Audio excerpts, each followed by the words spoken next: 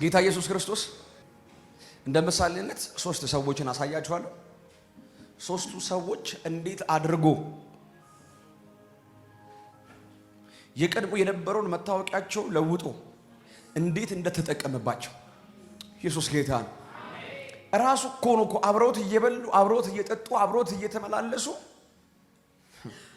ያንን ማንነታቸውን እንዳለ ትቶት። ምክንያቱም ያቃል የሆነ ታይም ላይ ያንን ፐርሰናሊቲ እሱ ራሱ አውጥቶት እንዴት በቅባት እንደሚጠቀምበትና እንደሚገልጥበት ያውቅ ነበር። ሉክ ጌታ ኢየሱስ ክርስቶስ በህይወት እስከ ሞቱ ድረስ ያንን ማንነታቸውን ሳይለውጠው ሳይቀይረው፣ ያ ማንነታቸው እኮ ከሰው ጋር የማያኖራቸው የማያስማማቸው ማንነታቸው ነው። ያንን ማንነታቸውን እኮ አስይዞ አስጨብጦ እስከ ሞቱ ድረስ አስጠበቃቸው። ለካ ያ ማንነት የሚያቆመው ለካ እስከ ሞቱ ድረስ ብቻ ነበር። የሚቀጥለው እስከዛ ድረስ ብቻ ነበር። ከሞቱ በኋላ ግን በትንሣኤ ውስጥ የሚገለጠው ኃይል ያንን ማንነታቸውን መልሶ ለክብር እንዳደረገው ለክብር እንደተጠቀመባቸው ዛሬ አይጠቀምበትም ብለህ የምታስበውን ማንነትን እሱ ዛሬ ይጠቀምበታል። በቃ ይጠቀምበታል። ኢየሱስ ጌታ ነው። ሃሌሉያ። የመጀመሪያ አንድ ሰው ላሳያችሁ። የመጀመሪያዊቷ ቤተክርስቲያን ለሰማይም ለምድርም ለጨለመው ዓለምም መስዋዕት ያቀረበችበት፣ ሰማይም መስዋዕቱን የተቀበለበት፣ የጨለመው ዓለም ደግሞ በመስዋዕቱ የደነገጠበት፣ የፈራበት፣ የተንቀጠቀጠበት፣ ያልጠበቀውና ያላሰበው ደግሞ ያ የክብር መንፈስ ተገልጦ ምድሪቷን የሸፈነበት የእግዚአብሔር ጣት የታየበት አንድ ሰው የመጀመሪያ ሰው ኢየሱስ ጌታ ነው። ሐዋርያ ሥራ ምዕራፍ 12 ላይ ያለውን ቃል ተቁታላችሁ። ያው እኔ እናገራለሁ። ያው መነሻ እሱ ነው። የሐዋርያ ሥራ ምዕራፍ 12 ሄሮድስም አለ በቤተ ክርስቲያን ላይ መከራ ያጸናባቸው ዘንድ በአንዳንዶቹ ላይ እጁን አለባቸው ይላል። እጁን ጫነባቸው አለ። ከዛስ እጁን ከጫነባቸው በኋላ የእጅ አጫጫኑን ግልጠት ሲናገር እንደዚህ አለ። ከ12ቱ ሐዋርያት ከበጉ ሐዋርያት መካከል አንዱን ያዕቆብን ይላል ያዘው አለ። ከዛስ አምጥቶ በከተማቸው ላይ ባለ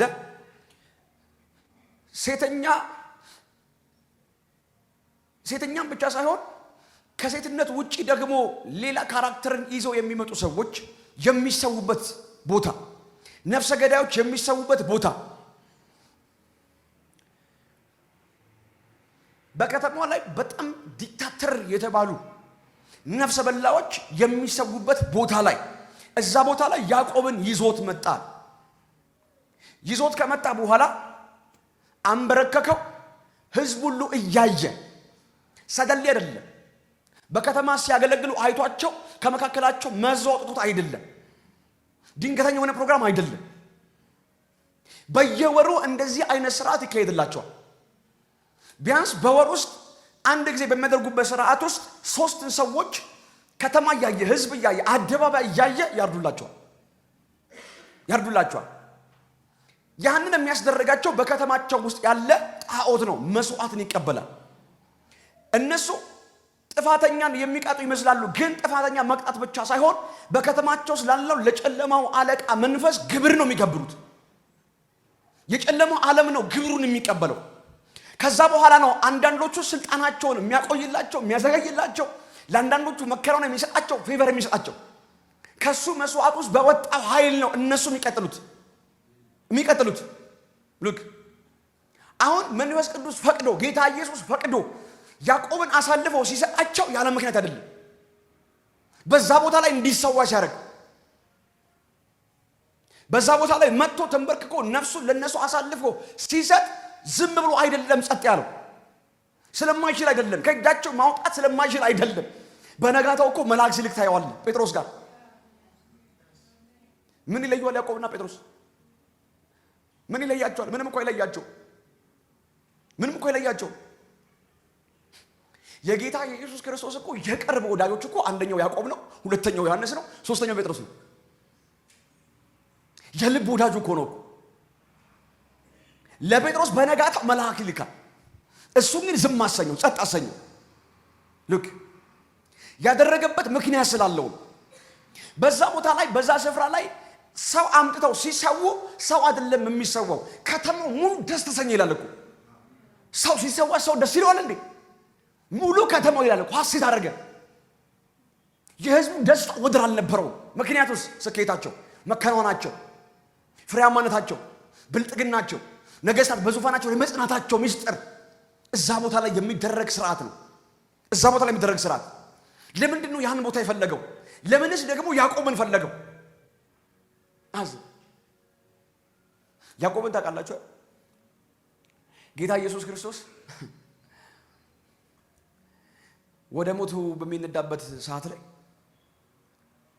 መጥወረን ሊይዙት ጴጥሮስ ከጎኑ ቆሞ ሰይፍ መዞ ወደ ከእጃቸው ነጥቀው እንዳይወስዱት ኢየሱስን ስለሱ ዲፌንስ ሲያደርግ ስለሱ ሲሟገት ከመካከላቸው ልብስ ይዞ አይደለም ልብሱን ጥሎ ይላል እርቃኑን የሮጠ ሰው ነው። እርቃኑን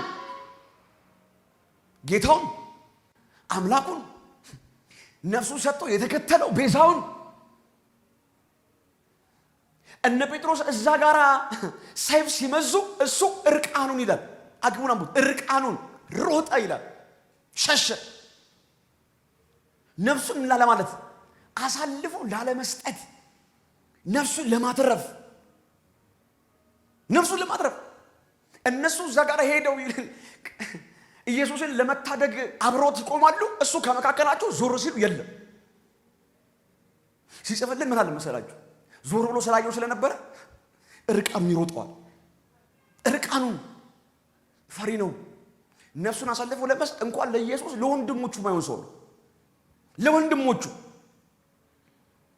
ለወንድሞቹ ሌላውን ባግራውንድ ግቡና አጥሩት። ከወንድሞቹ መካከል ሌሎቹ ለቤተሰቦቻቸው እነዛ ሮማውያን መጥተው ሲያስጨንቋቸው እነሱ ግን ወጥተው ለቤተሰባቸው ሲሟገቱ ከመካከላቸው የለም። ለቤተሰብ እንኳን የማይሆን ሰው ነው። ለወንድሞቹ እንኳን የማይሆን ሰው፣ ለእናት ለአባቱ እንኳን የማይሆን ሰው ነው። እንኳን ደግሞ ነፍሱን አይደል ቤዛ አድርጎ ሊሰጠው ለወደደ ጌታ ለተከተለው ጌታ እርቃኑን ሮጠ ይላል። አይገርምም? ይህንን ልብ እንዳለው ያውቃል። ነፍሱን አሳልፎ ሊሰጠው እንደማይችል ያውቃል። እንደማይሰጠው ያውቃል። በደንብ ነው የሚያውቀው። ይህንን ማንነቱን እኮ መልሶ የተጠቀመበት። አንተ የትንሣኤ ኃይል ሲመጣ የክብር መንፈስ ሲመጣ ኢየሱስ ጌታን የምታውቀው ደካማው ማንነትን እሱን ለውጦ ይጠቀምበታል። ይህንን ማንነቱን አሲዞ እኮ አብሮት ተራራ ሲወጣ የነበረው አይደል? ያንን የክብር መልክ እኮ ሲያዩ ከነበሩ ሰዎች መካከል እኮ አንዱ እኮ እሱ እኮ ነው። ኢየሱስን እኮ በስጋ እኮ አይደለም እኮ በአምላክነቱ ገልጦ ያሳየው ሰው እኮ ነው። እንዴት አምላክ በልኩ ገልጦ ራሱን አሳይቶ 10 ሮማዊ ወታደር መጣ ብለ ሰይፍ የመዘዘ ጦር የያዘ መጣ ብለ ይህንን ማንም ሊያየው የማይችለውን በአይኖች አይተ ማንም ሊሰማው የማይችለውን ደግሞ በጆሮ ሰምተ አብረ የተከተልከውን ሰው እንዴት ብለህ ትሮጣለህ? ጨርቅ አልያዘማል፣ እርቃኑን ነው ጭራሽ ሮጣ አለ። አይገርም? ለካ ቀን ያስጠብቅለታል። የቱ ጋር ይሄን ማንነቱን ሊጠቀምበት እንደሚችል ያውቃል። የቱ ጋር እንደሚነካው ያውቃል። አረ ሃሌሉያ! ይኸውላችሁ ጌታ ኢየሱስ ክርስቶስ በደሙ ቤዛነት የዘላለምን ሕይወትን ለኛ ከሰጠ በኋላ ኃጢአት ከተሻረ ሞት ድል ከተነሳ ሲኦልን ኃይል ካሳጣ በኋላ የመጀመሪያው መስዋዕት እሱ አይደል? ሰማይ እንድንገባ እሱ መስዋዕት ስለሆነ ነው ምድር ከሰማይ ጋር የተጣበቀው። ከምድር ሆነ ከሰማይ ጋር እንድትነካካ ምክንያት የሆነ መካከለኛ እሱ መስዋዕት ስለሆነ ነው። እና የዛኛው መንፈሳዊ ዓለም እያንዳንዱ ግልጠትና ውበት በተቀላላ ወደ ምድር ተገልጦ እንዲታይ ያደረገው መስዋዕቱ ነው። መላእክት ያለ መከልከል የወረዱበት ያለ ትግል የሚመላለሱበት ኢየሱስ ጌታ ነው። መንፈስ ቅዱስ በክብር የመጣበት እሱ መስዋዕት ላይ እኮ ነው። አያ ለካ ደግሞ ይህንን በክርስቶስ ኢየሱስ የተገለጠውን ይህንን የዘላለም ድነትና ውበት ክብር ደግሞ በሙላት ደግሞ ምድር ላይ ለመግለጥ ደግሞ ሃሌሉያ እና ወንጌል በኃይል እንዲሰበክ ዛሬ እኔና እናንተ ቁጭ ብለን ጌታችንን እንደዚህ እንድናመልክ ፊቱን እንድናይ ድምጹን እንድንሰማ የሆነበት ምክንያት በምድር ላይ በቁጥር የማይቆጠሩ ቤተክርስቲያኖች የተተከሉበት ኢየሱስ ጌታ ነው። ኢን ሚሊየንስ ነፍሳቶች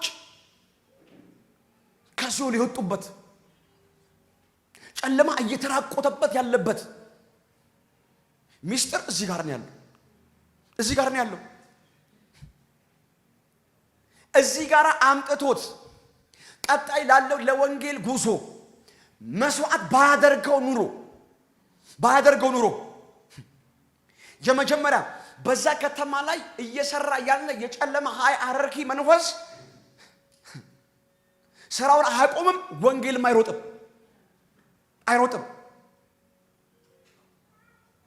እዚህ ጋር ግን አምጥቶ ግን ለቤተ ክርስቲያን የመጀመሪያውን መስዋዕት ግን አስመጣና በሱ አስቀረበ። አሁን እኛ አምጥቶ አረደው ነው የምናውቀው፣ አምጥቶ ሰዋው ነው የምናውቀው። አንድን የጨለማ ዓለም እኮ ሙሉ ለሙሉ ሰማይን ያዘጋበት ሙሉ ለሙሉ ደግሞ የዛኛው ደግሞ የክብር ዓለም ሰማይ ደግሞ ያስከፈተበት የወንጌልን ቅባት በሙላት ተገልጦ እንዲለቀቅ ያደረገበት ሰደል እንዳይመስላችሁ ያልኳችሁ ለዛ ነው። ድንገተኛ እንዳይመስላችሁ። በቤተ ክርስቲያን ላይ መከራ ያጸናባቸው ዘንድ ነው ያለው አዘ ያዕቆብ ግን ከዛ በኋላ መስዋዕት ከሆነ በኋላ ግን ቤተ ክርስቲያን ላይ መከራ ማጽናት አልቻለም። ለምን? ተመቷልና ከጀርባ ያለው መንፈስ ኢየሱስ ጌታ ነው። ሃሌሉያ። እና ከነዛ መካከል መስዋዕት ሊደረጉ የሚገባቸው ሰዎች ነበሩ። ግዴታ ነው። ከመካከላቸው አንድ ሰው መምጣት አለበት። ለጌታው ነፍሱን አሳልፎ መስጠት ያልፈለገው ርቃኑን የሮጠው ያ ሰው ኢየሱስ ጌታ ነው። አረ ሃሌሉያ። እሱ መስዋዕት ሆኖ እኔ ሰማይ ከከተተ አለ። ሃሌሉያ። ቀጣይ ደግሞ የወንጌል ቅባት፣ የወንጌል እሳት፣ የወንጌል ክብር ደግሞ በሙላት ምድሪቷ ላይ ተገልጦ ደግሞ እንዲታይ አለ። ሃሌሉያ። እኔ መስዋዕት ሆኜ እቀርባለሁ። እኛ የከሰረ ይመስለናል። ገና ወንጌል ሳያገለግል ገና ሳይሮጥ ገና ነፍሳት በሱ ሳይድኑ በእጆቹ ድንቅና ተአምራት ሳይደረግ ነፍሱ የተወሰደ ይመስለናል። አይደለም። በእኔና በእናንተ በእጆቻችን ድንቅና ተአምራት እንዲደረግ ኢየሱስ ጌታ ነው። በእኔና በእናንተ ወንጌል በኃይል እንዲሰበክ የቅባት ኃይል በሙላት እንዲገለጥ አስቀድሞ መስዋዕት የሆነ ሰው አስቀድሞ እና ሲባል መስዋዕት ሆናለሁ። ማን? እኔ። ለጌታ ነፍስን አሳልፈ ያልሰጠ እርቃን የሮጥክ ሰው ልብስን እንኳን ጥለ ሰው ልብሱ ለብሶ ይሮጣል። እሱ እርቃኑን ሮጥ ይላል። እርቃኑን ነው የሚለው ባይሰው እርቃኑን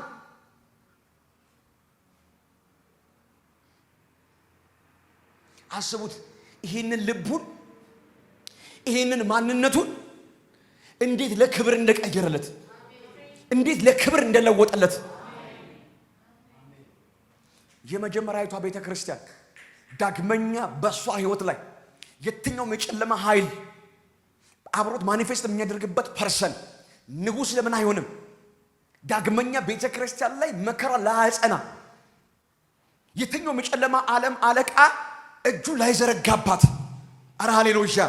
ሙሉ ለሙሉ ሰማይን ያዘጋ ሆኖ በዛ ከተማ ላይ ይሰራ የነበረውን ያንን መንፈስ መስዋዕት ይቀበል የነበረውን አለቃ ሙሉ ለሙሉ ጨለማውን መንፈስ ያሰካበት እኮ ሙሉ ለሙሉ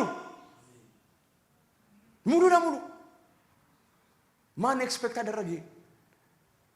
አያ በመንፈስ መገለጥ ውስጥ ይሄንን ካልተረዳው በስተቀር በዛ ሰዓት ላይ እሱ ነፍሱን አሳልፎ ሲሰጥ ጭራሽ በሱ ህይወት ላይና በቤተ ክርስቲያን ላይ መከራ የመጣና የጸና እስኪመስል ድረስ ነው ነገር። ግን ነገሩ በመገለጥ ስታዩ ግን ለካ ከበስተጀርባው ሌላ ሰማያዊ አጀንዳ አለበት። ኢየሱስ ጌታ ነው። አረ ሃሌሉያ። ይሄ ሰው ደፋር ሆኖ ነው አይደለም። ነፍሱን ለሌላ አሳልፎ የሚሰጥ ሆኖ ነው አይደለም። ራስ ወዳድ ነው፣ ሰልፊሽ ነው። ይሄንን ማንነቱን ነው ለቅባት የቀየረለት ኢየሱስ ጌታ ነው። እኔ አያለው ዛሬ ይሄው ጌታ ምስክሬ የምታውቁትን ማንነታችሁን እግዚአብሔር ዛሬ ለቅባት ይቀይረዋል። ለቅባት ይቀይረዋል። ለቅባት ይቀይረዋል። ኢየሱስ መቼ አሰበ? የጨለመው ዓለም በር የሚዘጋበት ሰው መሆኑን መቼ አሰበ? ሰማያዊ የክብር ዓለም የሚከፈትበት ደግሞ ሰው መሆኑን ደግሞ መቼ አወቀ? አላወቀም። ለካ ሰማይ ቀጥሮለታል። ኢየሱስ ጌታ። አረ ሃሌሉያ። አሁን እኮ ሲመጣም እኮ የመጣነው እኮ እንደዚህ እኮ ነው። ይጠቀምብናል ብለን እኮ አስበን እኮ አይደለም። ይሰራብናል እኮ ብለን አስበን እኮ አይደለም እኮ። እጁ በእኛ ላይ እኮ ትገለጣለች ብለን እኮ አስበን እኮ አይደለም እኮ። ምክንያቱም ማንነታችንን እናውቃለን። ምን አይነት የትዕቢት ልብ እንደነበረኝ አውቃለሁ።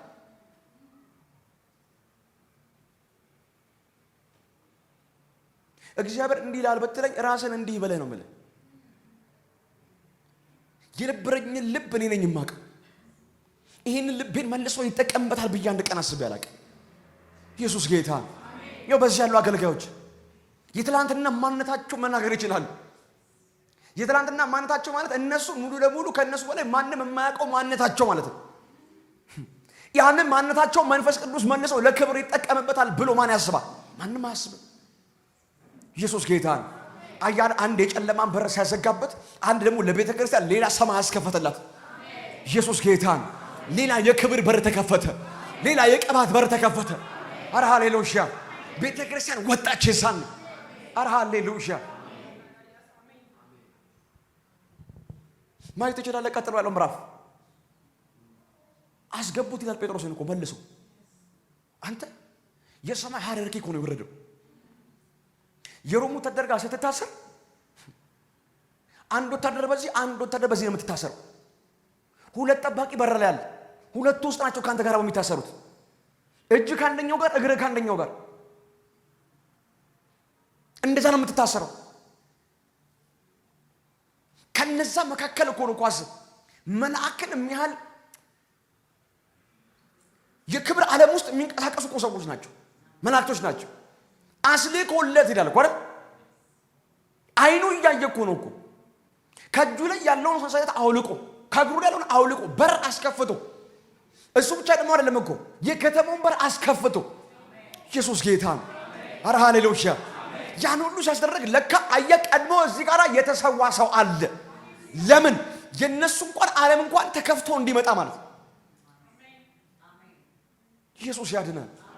እና ምን ችግር አለው? እንደ ጴጥሮስ ቢፈልገው ኑሮ ለሌላ አጀንዳ መስዋዕት መድረግ ባያስፈልግ ኑሮ አይታደገው? ይታደገዋል፣ ከእጃቸው ያወጣዋል። ኢየሱስ ጌታ ነው። ሃሌሉያ። አረ ሃሌሉያ። ሁለተኛው ሰው ዮሐንስ ነው።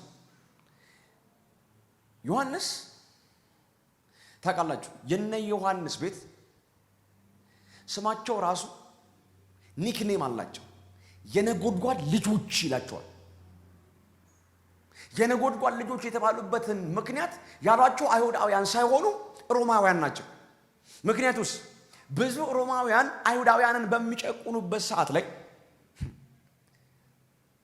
የነሱ ቤት አይጨቆንም፣ አይነካም ነበር። ለምን ሲባል በጣም ፋይተሮች ናቸው፣ ነፍሰ በላዎች ናቸው፣ ማንንም የማይሰሙ ፍቅር የማያውቁ የማይራሩ ለሰው አዘኔታ እንኳን የሌላቸው ሰዎች። ለሰው ብዙ ከረማውያን ጋር የሚፋየጡት እነሱ ነበሩ። ከዚህ የተነሳ የነጎድጓድ ልጆች አሏቸው። ማንም ስለማይችላቸው ፍቅር የሚባል አያውቁ፣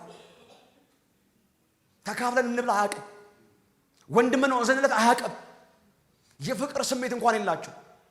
ምንም ነገር የሚራሩበት ልብ እንኳን የላቸው። ታውቃላችሁ አይደል? ጌታ ኢየሱስ ክርስቶስ ጋር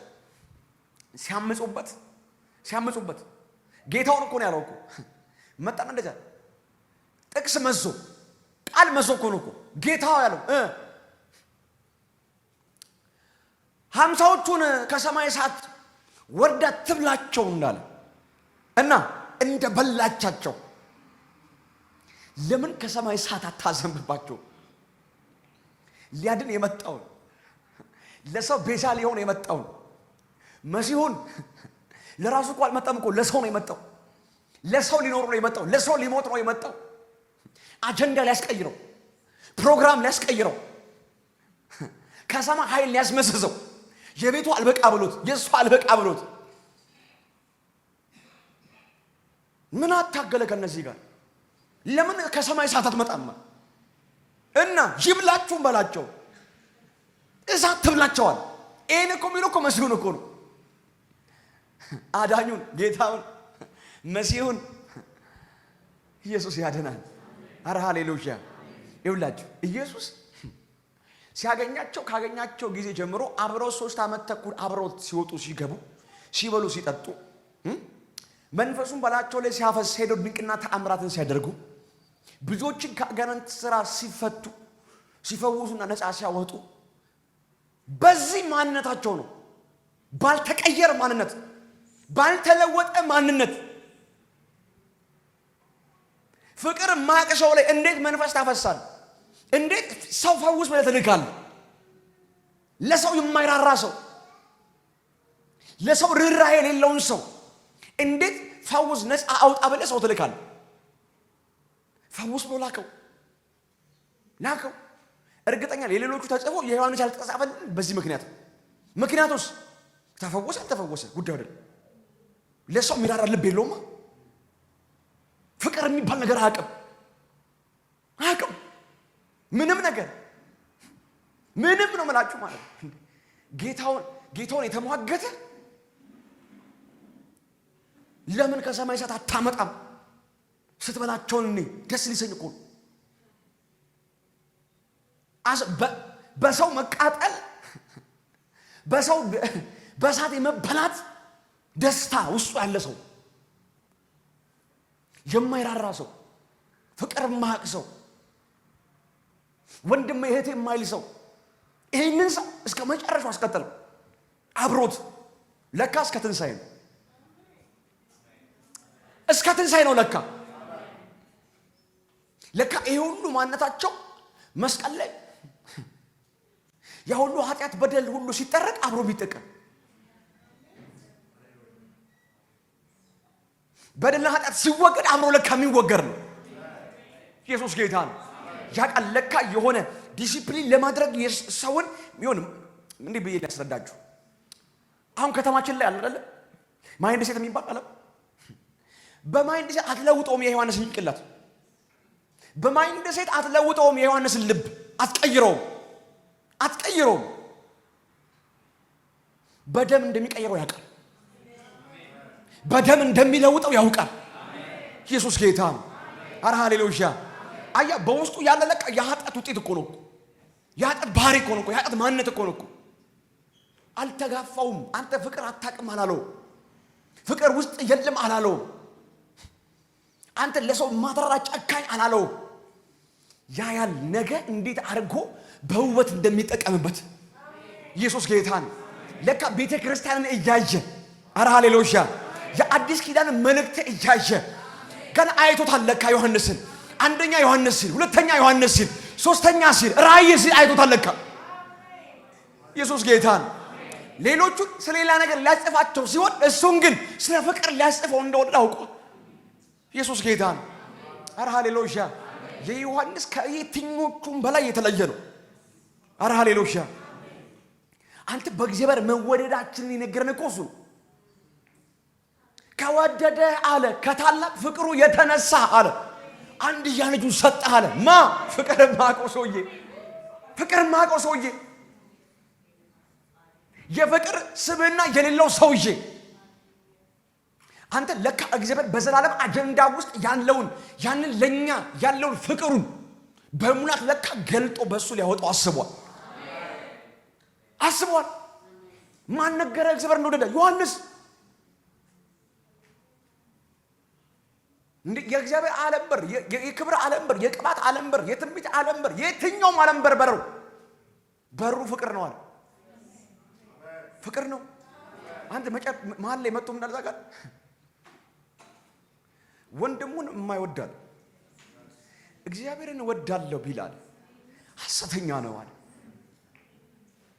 ወንድሙን የማይወድ ሰው እኮ ነው የኔ ጻፈው። ለወንድሙ እኮ ፍቅር የሌለው ሰው፣ ለወንድሙ ፍቅር የሌለው ሰው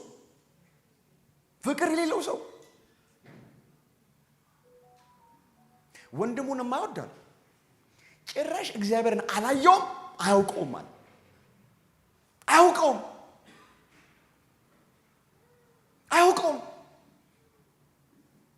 ስለ ፍቅር ማን አስተማረ? የኢየሱስን ፍቅር በሙላት ገልጦ ማን አስተማረ? ማን ተረከልን? ፍቅሩን ማን ተረከልን? ፍቅር ማቆ ሰውዬ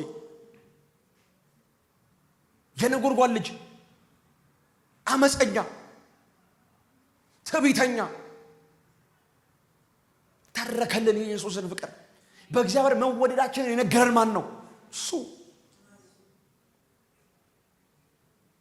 ለካ በልቡ ያለውን አጀንዳው ለትውልድ ያለውን አጀንዳውን እግዚአብሔር ትውልዱን መውደዱን ለትውልዱ ያለው ሐሳብና አጀንዳ ፍቅር እንደሆነ በሁሉም እኮ አይደለም እኮ በአንድ ሰው ውስጥ ለዓለም ፍቅሩን አወራ፣ ለዓለም ፍቅሩን ገለጠ። ኢየሱስ ያድናል። አሁን እንደስላችሁ ማንነታችሁን እንድታዩ ይሄንን ማንነታችሁን እግዚአብሔር በዘላለም አጀንዳ ውስጥ ያሉን ሐሳቡን ለትውልድ በእናንተ በሱ በመታቆት ማንነት ውስጥ የሚያስተዋውቅበት ይሆናል። እዚህ ቤት ሰው የለም እኮ ኢየሱስ ጌታ ጀምር የሚገልጥበት ይሆናል።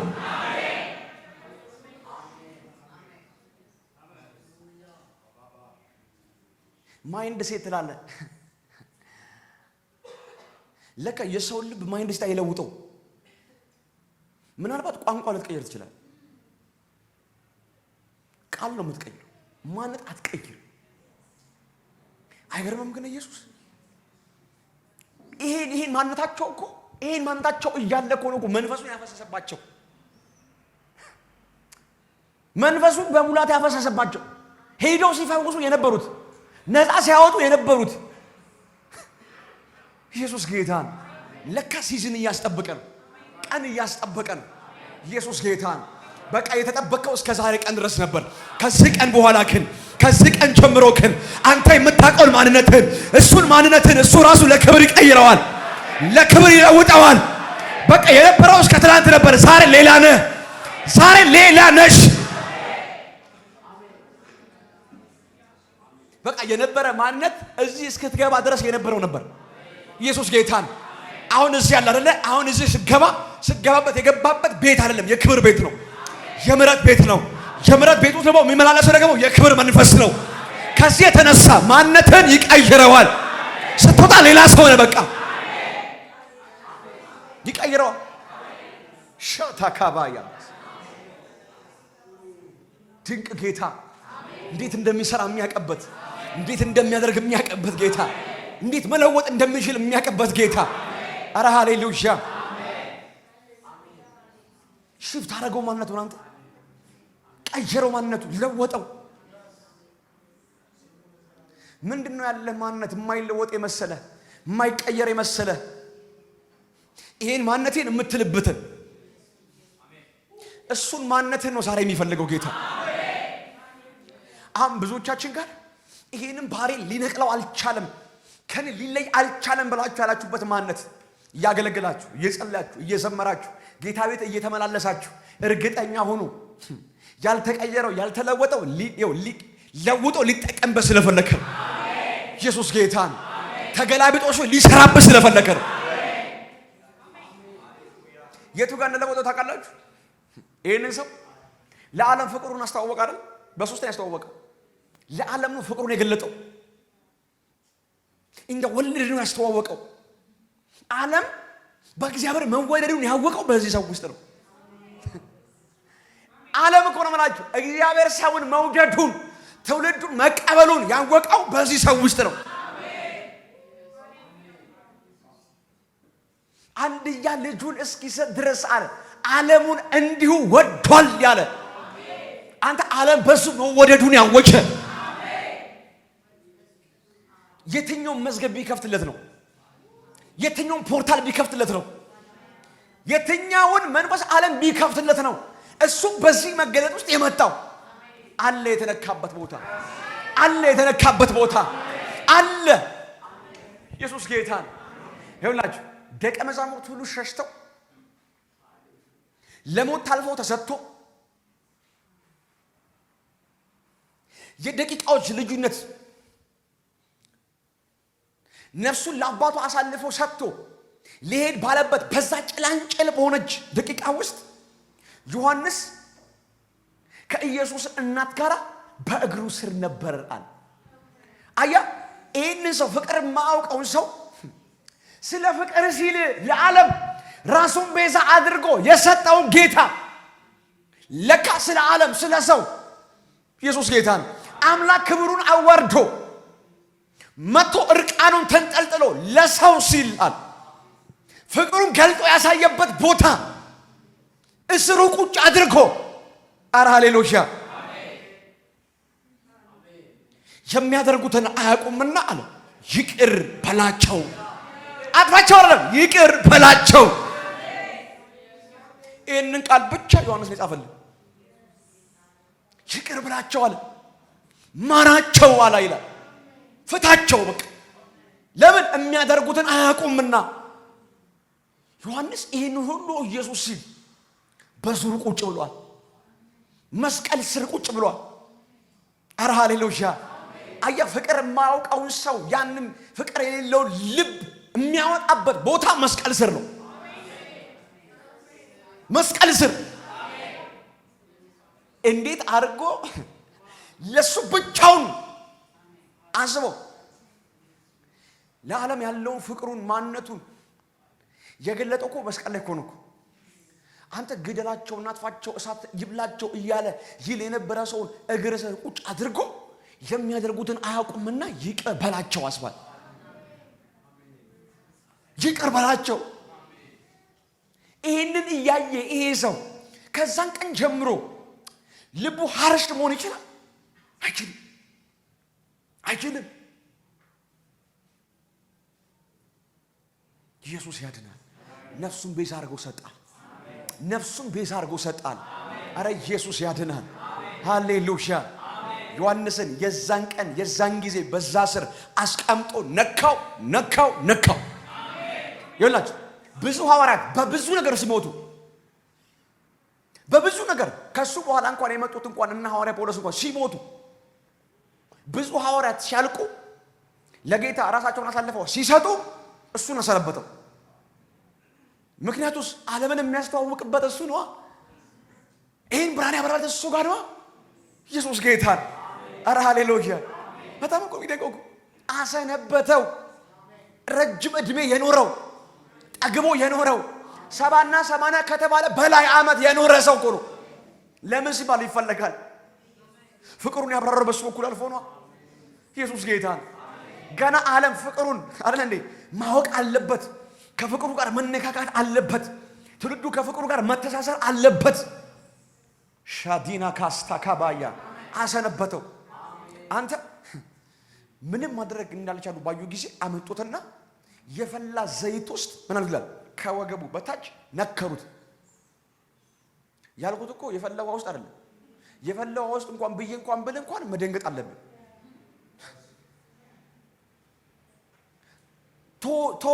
ቶ የፈላውን ዘይት መቀቀል ከወገብ በታች መቀቀል ታውቃላችሁ አይደል? ብዙዎቻችሁ የዘይት ፍንጣቂ እጅን ያገኘው ቆዳን ያገኘው ይገሸልጠዋል።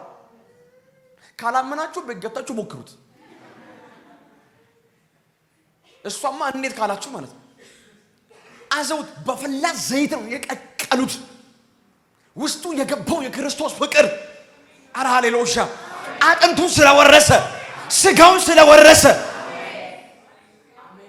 በዘይት ተቀቅለው ሰውየው በሕይወት አለ። ይፈልጋል እንዴ? እስቲ ጠብ ይበልብህ። ሳምንት እኮ ነው ቁዳሜ ይፈገፈገው። ሳምንት እንዴት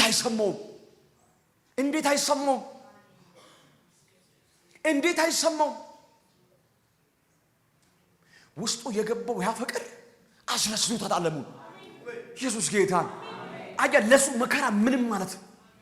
ምክንያቱስ እሱ ከተቀበለት መከራ በላይ ሌላ መከራ የለም። መሲሁ ራሱን አሳልፎ ከተሰጠበት ከሞት በላይ ሌላ መከራ የለም። አምላክ ክብሩን አዋርዶ ከመጣበት በላይ